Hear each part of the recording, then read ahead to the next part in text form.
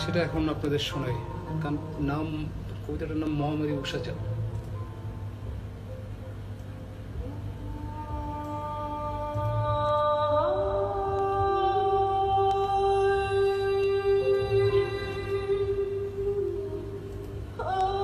আমি আগে থেকেই জানতাম তোমরা এমন কোন গভীর অন্ধকার কুয়োর ভিতরে পড়তে চলেছ, যেখান থেকে কেবল মৃত্যুই পারে তোমাদেরকে উদ্ধার করতে।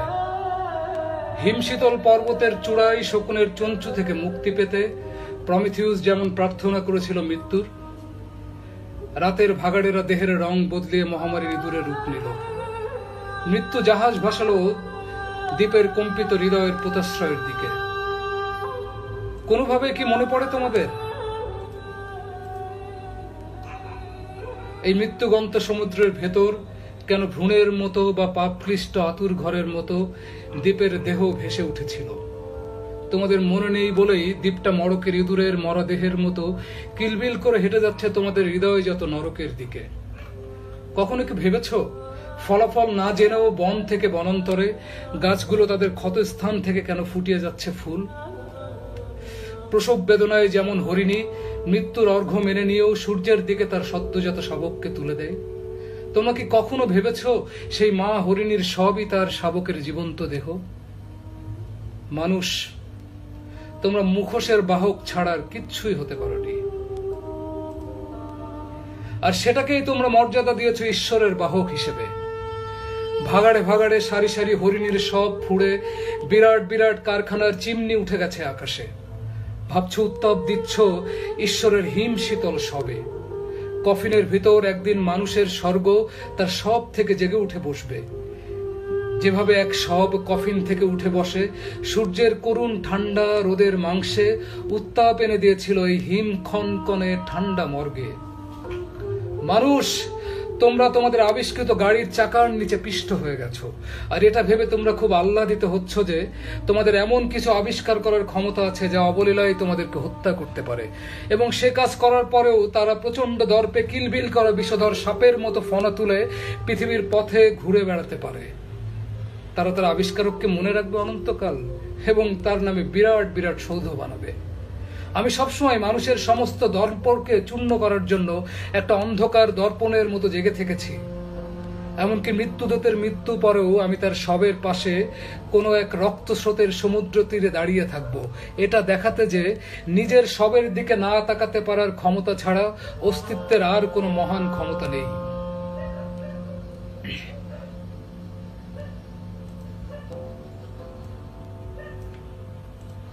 শহরগুলো এখন কয়েদিদের নিজ হাতে বানানো জেলখানার মতো কি এক বিষাদ শূন্যতায় খা খাচ্ছে। যে জেলখানা তোমার নিজের বানানো সেটা না ভাঙার সামর্থ্যই কিন্তু মৃত্যুদণ্ড, যে দণ্ডে তোমরা তোমার জানালা থেকে শূন্য আকাশের দিকে তাকিয়ে থাকো, যেমন শকুন তাকিয়ে থাকে সদ্যমিত পশুর শবের দিকে। ভয়ানক সব ভাইরাসের মতো, অকল্পিত সব জীবাণুর মতো তোমরা তোমাদের দেহের সুড়ঙ্গ দিয়ে আত্মার দিকে চলে গেছো এবং ভেতরে ঢুকে এমন ভাবে তার মুখ আটকে দিয়েছো যে তোমরা বুঝতে পারছো না আসলে তোমরা কোথায় আছো। শুধু অ্যাম্বুলেন্সের সাইরেন শুনতে পাচ্ছ বাইরে, এবং এটাও জানো না শ্বশ্রুষারত নার্স বলে যাদের জানো তারা আসলে আত্মহত্যা প্রবণ কিছু আহত জন্তু কিনা, যারা সূর্যের রশ্মি বেয়ে নিচে নেমে এসে পাতালের অন্ধকারে নিজেদের কবরের ভেতর আলো হবার ব্যর্থ চেষ্টা করে অন্ধকারে নির্বাসনকে তাদের নিয়তি মেনে নিয়েছে।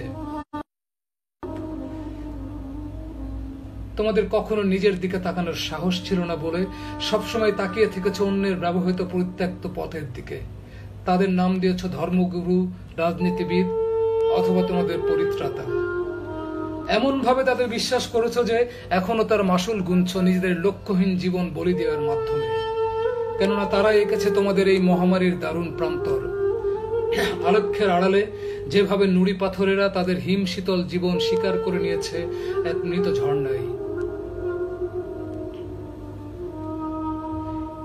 ইঁদুরেরা তাদের মসৃণ শরীরে অমাবস্যার বিগত চাঁদের চিকচিক করা আলোই বুদবুদের মতো ফেনার উচ্ছ্বাসে তেড়ে আসছে তোমাদের শহরের দিকে। মৃত্যু তার মহাভোজের গন্ধ পেয়ে তেড়ে ফুড়ে আসছে মহাপ্লাবনের উচ্ছ্বাসে, এবং তোমাদের মায়েরা তাদের সন্তান হারানোর কান্নার জন্য চোখে চোখে শান দিচ্ছে। গ্লেসিয়ারে যেমন গলে যেতে সূর্যের ডাকে উত্তপ্ত হয়ে ওঠে। বলো, কেন তোমরা জন্মেছিলে? যখন তোমাদের জন্মই তোমাদের মৃত্যুর ক্রীড়ানক হতে জাদুকরের জাদুদণ্ডে হর্ষধ্বনির মতো শিহরিত হয়ে ওঠে। এই জাদুমঞ্চের সামনে আর কোনো দর্শক থাকবে না। এমনকি তার ধারালো ব্লেডে সবাইকে কেটে টুকরো টুকরো করার পরে তা দেখিয়ে মুগ্ধ করার মতো কাউকে না পেয়ে জাদুকর হল ভর্তি দর্শকের আশায় নিজেই নিজেকে কেটে টুকরো টুকরো করে প্রতিটি মাংসপিণ্ডকে ভেবে নেবে মুহুর্মুহু হাততালি দিয়ে এক একজন সম্মোহিত বোকা দর্শক। তোমরা এমন কিছুর জন্য নিজেদের বিসর্জন দিয়েছ যা আসলে কোনোভাবেই নেই। তোমরা এমন কিছুর জন্য নিজেদের ধ্বংস করেছ যা কোনোভাবেই সৃষ্টি সম্ভব নয়। তোমাদের রক্তের মহাপ্লাবনের নিচে ডুবে গেছে আশ্রয় নেবার গ্রানাইট পাথরের পর্বত শৃঙ্গ। এবং আমি জানতাম এমন এক মহামারী তোমাদের জন্য অপেক্ষা করছে। এতদিনে তিলে তিলে তোমরা সেই মহামারীর এক একজন ইঁদুর হয়ে উঠেছ, আর খাদ্যশস্যকে তোমরা রূপান্তরিত করেছ তোমাদের ঘাতক বিষে। আর সবচেয়ে হাস্যকর হলো, তোমরা যে আইন প্রণয়ন করেছো ঘাতকদের শাস্তি বিধানের জন্য, সেই আইনের ভয়ে তোমরা কখনো নিজেদের ছায়া মাড়িয়ে নিজেদের উদ্ধার করতে সাহস করনি। হায় হতভাগ্য ইঁদুরের দল! আজ যে মহামারীর ভয়ে তোমরা মৃত্যুর ধমনীতে বিষাক্ত রক্তের মতো নিজেদের বন্দী করেছ, সেই মৃত্যুর জন্মদাতা তোমরাই। গুহার ভিতরে শূন্যতার দেবীকে ধর্ষণ করে তোমরা যাকে জন্ম দিয়েছিলে। এবং তোমরা নিশ্চয়ই তোমরা তোমাদের সন্তানের আবদারকে অস্বীকার করতে পারো না। পিতা হিসেবে তোমাদের নিশ্চয়ই মেটাতে হবে সন্তানের খেলনার আবদার, যে সন্তানের প্রিয় খেলনা মহামারী আর পিতার মৃতদেহের পাঁজরের নরম সুস্বাদু মাংস। কসাইদের ঘরে ঘরে আজ ছুরিগুলোর জিহ্বা লক লক করছে। পাথর থেকে সেই ছুরি তো তোমরাই বানিয়েছিলে, আর তার জন্য আগুনকে পুড়িয়ে খাক করে নিজেদেরকে বানিয়েছ কামারশালার মরুভূমি। নর্দমারাও যেন ক্ষুধার্ত কতকাল তারা মৃতদেহের ঠান্ডা উত্তাপ দেয় না। যে জলে সব ভেসে যায় না, সে জলকে তো আর জল বলা যায় না। জলের অস্তিত্ব নির্ভর করে সবকে ফুলিয়ে ফাঁপিয়ে ভাসিয়ে নিয়ে যাওয়ার উপরে। আমি জানি তোমাদের খাদ্য গুদাম ফুরিয়ে যাবে খুব শীঘ্রই। শয়তানকে যদি তুমি পুষতে চাও খাঁচায়, তার ক্ষুধা মেটানোর জন্য অবশ্যই তোমাকে নিশ্চিত করতে হবে তোমার নিজের অনাহার। শহরে এমন নির্মল বাতাস আমি আগে কখনো পাইনি।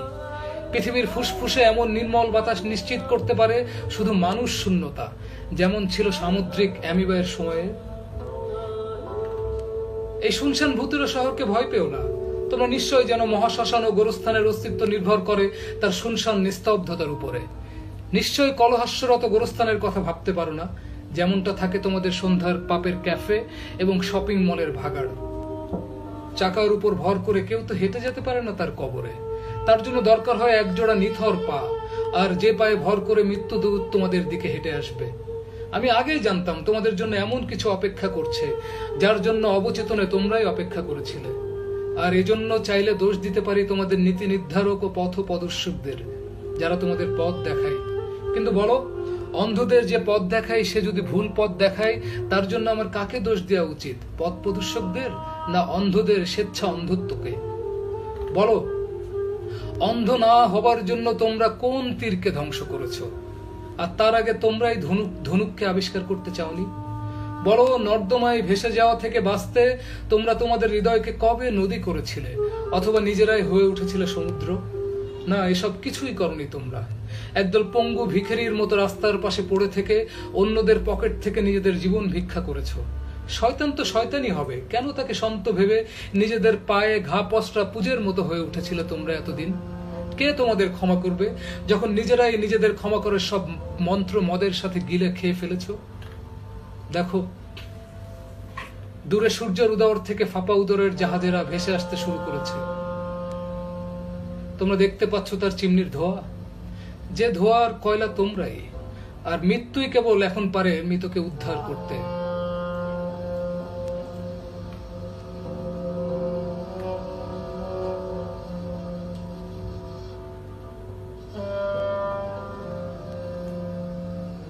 এখন অনেক মানুষ পাবে যারা প্রচুর মানবিকতার কথা বলবে। তোমরা কি জানো না, তারাই তাদের জাদুদণ্ডের আঘাতে তোমাদের হৃদয়হীন চিড়িয়াখানার জন্তুতে পরিণত করেছিল।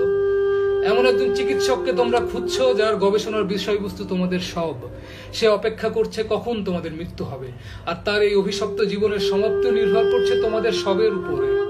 শুধুমাত্র তোমরা মরার পরেই সেই সব গবেষণা করে সে নিজেকে লুপ্ত করতে পারবে শকুনের উদরের মতো অন্ধকারে।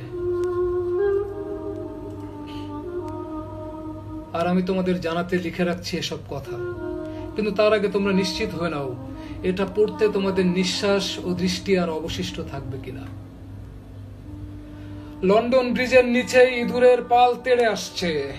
উহান থেকে যে ইঁদুর বেরিয়ে পড়েছে পৃথিবীর পথে, এবং ভ্যাটিকানের উঁচু মিনার ঘুরে, প্যারিসের জাদুঘর মারিয়ে, মাদ্রিদের দানবীয় স্টেডিয়ামের মৃতদেহের হর্ষধ্বনিতে, তেহরানের রক্তিম জব্বার নিচ থেকে নিউ ইয়র্কের বিষ বাষ্প ভরা ক্যাফেগুলোতে সেই ইঁদুরগুলো রাজত্ব করবে এবং পঙ্গপালের মতো দাপিয়ে বেড়াবে ঢাকা শহরের ধোঁয়ার নিচে ডুবে যাওয়া তোমাদের সবের ভিতরে। জীবাণুরা তোমাদের নাভি থেকে বেরিয়ে তোমাদের চোখের দিকে ছুটেছে, এবং চোখ দেখার ক্ষমতা চিরদিনের জন্য না হারানো পর্যন্ত তারা সক্রিয় থাকবে। যেভাবে নিজের কৃত পাপ নিজের হৃদয়কে বিনষ্ট করে চিরদিনের জন্য। এবং জেনে রেখো, তুমি বিচার করছো তোমার পাপের। যে প্রেম সাপ রূপ নিয়েছিল সেই সুদূর ইডেনে। হিমশীতল রাত, এখানে সূর্য ছিল না কোনোদিন। এমনই মনে হয় যখন রাত তার শরীর পিটিয়ে আরো দীর্ঘ করে তোলে। কামার যেমন আগুনের শিলা পিটিয়ে বানায় ছুরি, আর কর্মক্লান্তিতে আত্মহত্যার সময় সেই ছুরি ব্যবহার করে। মহামারীর উষা তো তেমন রাতেরই শুরু। সূর্য ছাড়া সেই ভোরে মানুষ পড়ে থাকবে তার শবের মতো, যেখানে শবের উপর তার মৃত হৃদয় পাথরের মতো চেপে থাকে, যেন সে তার পাপ থেকে আবার জেগে উঠতে না পারে। আর পাপ এভাবেই তার নিজেকে নির্মূল করতে পারে, যেভাবে ঈশ্বর তার সব থেকে মুক্তি পেতে তোমাদের ছুড়ে দেয় মহামারীর মধ্যাহ্নে, এবং মুক্তির সন্ধ্যা সেখানে চির অনাগত, যেখানে দিনের আলোয় আধারের রঙে এঁকেছে মহামারীতে নিজের মৃত দেহ।